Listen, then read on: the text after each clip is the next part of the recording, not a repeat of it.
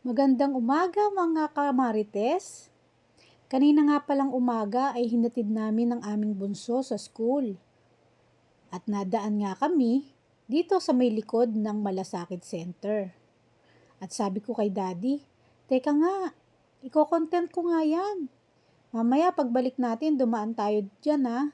So ito na nga po, papunta na nga po kami sa may Malasakit Center dito sa Baliwag, Bulacan.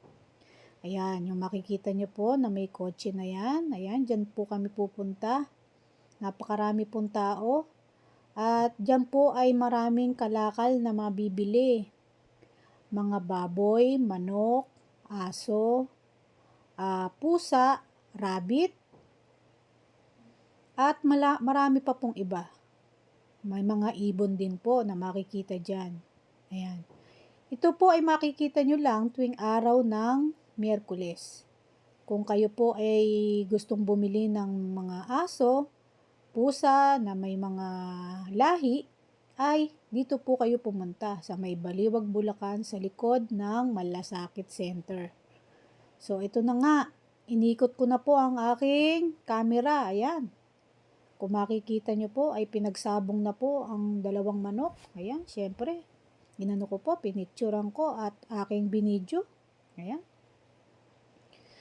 At ayan pa.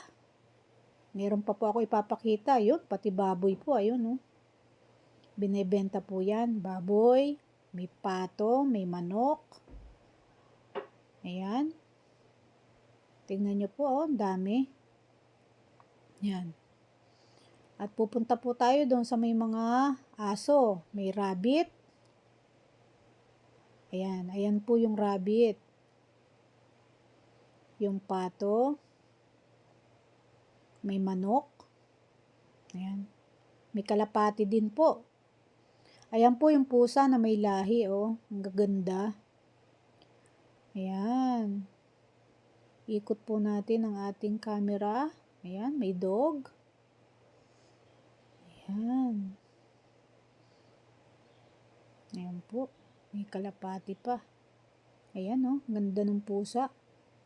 Hindi ko lang po naitanong kung magkano. Kaya lang po, bigla pong namatay ang aking telepono dahil nung pala, wala na po pala akong battery.